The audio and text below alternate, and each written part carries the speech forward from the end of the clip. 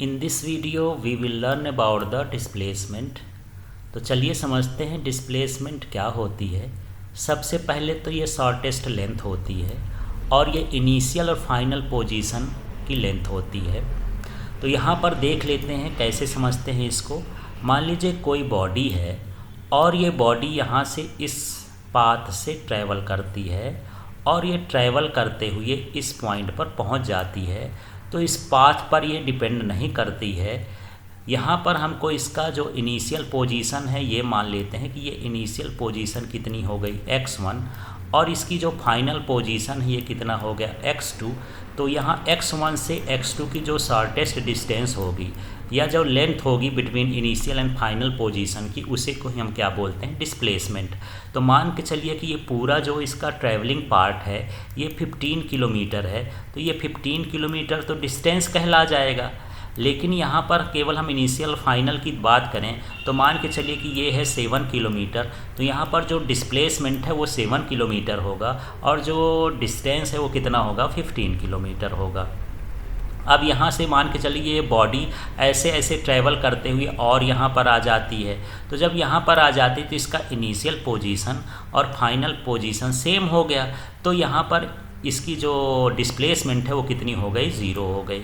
अब मान के चलिए दूसरा हम पार्ट लेते हैं। ये कोई स्ट्रेट पाथ है, इस डायरेक्शन में बॉडी जा रही है और यहाँ पर ये इसकी जो फर्स्ट पोजीशन है, इनिशियल पोजीशन है वो x1 है और हम मान लेते हैं कि ऑरिजिन से चालू कर रही है तो इसकी जो पोजीशन है x = 0 है।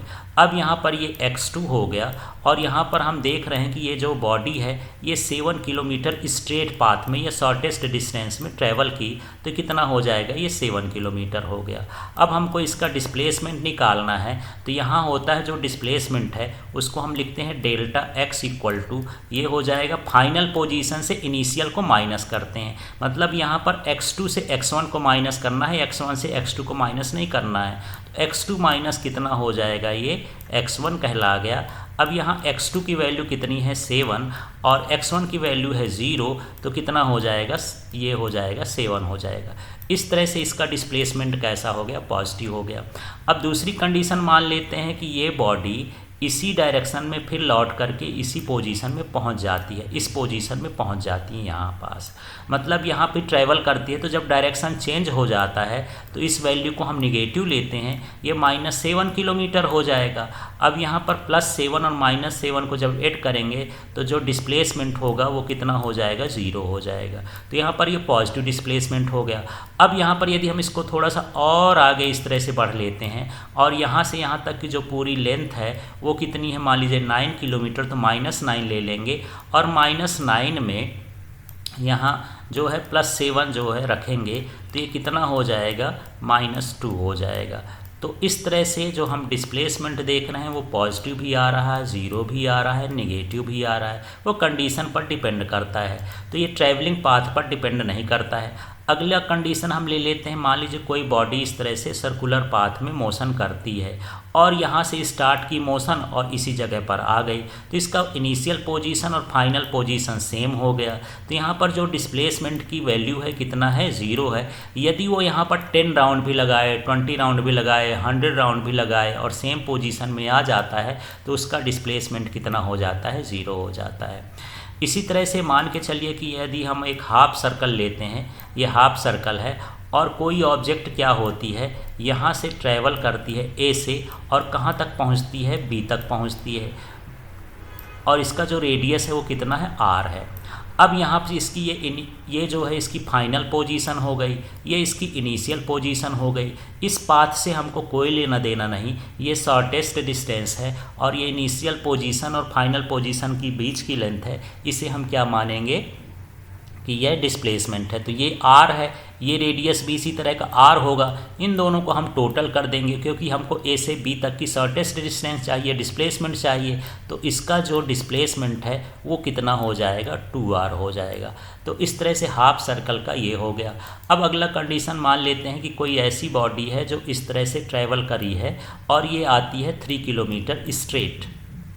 अब 3 किलोमीटर आ रही है, इसके बाद यहाँ पर ये इस साइड टर्न होती है और ये कितना चलती है, 4 किलोमीटर चलती है। तो यहाँ पर ये ऑब्जेक्ट की इनिशियल पोजीशन हो गई, ये इसकी क्या हो गई, फाइनल पोजीशन हो गया। इस डिस्टेंस को हमको मेज़र करना है, क्योंकि यही जो शॉर्टेस्ट डिस्टेंस है या इनिशियल फाइनल की लेंथ है, तो हम इसे ही क्या मानेंगे, डिस्प्लेसमेंट मानेंगे। तो ये मान लेते हैं कि ये जो है एक राइट ट्रायंगल है, और राइट ट्रायंगल में पाइथागोरस थ्योरम लगाएंगे तो ये हुआ परपेंडिकुलर, ये हुआ बेस। तो जो फार्मूला होता है हाइपोटेनस का वो होता है 3 ये under root length perpendicular square plus base square होता है तो 3 और ये कितना हो जाएगा 4 तो 3 का मतलब हो गया ये कितना 9 और 4 का मतलब ये हो जाएगा 16, तो ये हो जाएगा अंडर रूट 25। अब 25 को हम रूट से बाहर कर देंगे तो कितना हो जाएगा, ये 5 हो जाएगा। तो इस तरह से यहाँ पर जो डिस्प्लेसमेंट आ गया वो 5 किलोमीटर आ गया।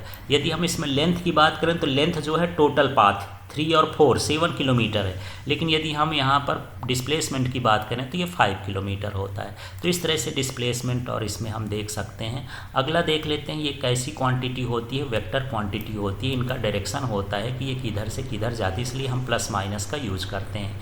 अब हम बात करें इसके एसआई यूनिट की। जो एसआई यूनिट होती है उसकी क्या होती है, मीटर है, और इस मीटर को हम किससे डिनोट करते हैं, एम से डिनोट करते हैं। अब हम बात करते हैं इसके डीएफ की या डायमेंशनल फार्मूला की। तो इन ब्रैकेट स्क्वायर ब्रैकेट में एल लिखते हैं, या फुल फॉर्मेट में लिखे तो ऐसा लिख सकते हैं m0l और ये हो जाएगा t0। इस तरह से इसका जो है डायमेंशनल फार्मूला है। चाहे तो इसको 1 से भी डिनोट कर सकते हो, तो m0l1 t0 इसका डायमेंशनल फार्मूला हो जाएगा। और अभी हम देखें कि जो डिस्प्लेसमेंट है वो पॉजिटिव भी हो सकता है, डिस्प्लेसमेंट निगेटिव भी हो सकता है, और डिस्प्लेसमेंट ज़ीरो भी हो सकता है। और ये जो होती है ये शॉर्टेस्ट डिस्टेंस होती है। अब कुछ हम ऐसे समझते हैं कि मान लीजिए कोई बॉडी है, ये एक्स डायरेक्शन में मूव कर रखती है, तो इसका जो फर्स्ट पोजीशन है, इनिशियल पोजीशन x2 है और फाइनल पोजीशन क्या है, x1 है इनिशियल पोजीशन और फाइनल पोजीशन x2 है। तो यदि हम इसका डिस्प्लेसमेंट निकालेंगे तो डिस्प्लेसमेंट को हम डेल x से डिनोट कर रहे हैं। यहाँ पर हो जाएगा x2 माइनस x1, मतलब फाइनल पोजीशन में से इनिशियल पोजीशन को माइनस करना होता है। डिस्प्लेसमेंट को s से भी लिखते हैं, x से भी लिखते हैं, y से भी लिख सकते हैं, z से भी लिख सकते हैं। जिनसे भी डिस्टेंस को डिनोट करते हैं उससे डिस्प्लेसमेंट को भी डिनोट कर सकते हैं, बस उसमें डायरेक्शन को मेंशन करना होता है।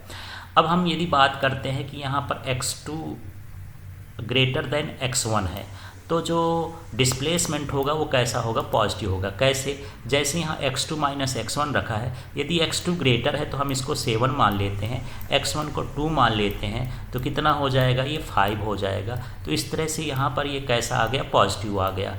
अब यदि यहाँ पर मान लेते हैं कि x2 लेस देन x1 है, मतलब x की वैल्यू कम है और x1 की वैल्यू ज़्यादा है, तो ऐसा मान लेते हैं कि ये 2 है और ये -5 है। तो यदि हम इसको सॉल्व करेंगे तो ये -3 आ गया। तो इसका जो डिस्प्लेसमेंट है वो कैसा हो गया, निगेटिव हो गया। अब अगली कंडीशन में x2 इक्वल टू x1 है तो डिस्प्लेसमेंट 0 होगा। यदि x2 यदि फाइनल पोजीशन 2 है और इनिशियल पोजीशन भी क्या है, 2 है, तो यदि हम इसको सॉल्व करेंगे तो 0 हो जाएगा। इस तरह से यहाँ पर इसको कर सकते हैं। और आपको जो है पूरा सिलेबस पढ़ना है तो गूगल प्ले स्टोर से LK फिजिक्स को डाउनलोड करके इंस्टॉल करिए, रजिस्टर करिए, सब्सक्राइब करिए और पूरा सिलेबस देख सकते हैं उसमें। Thank you.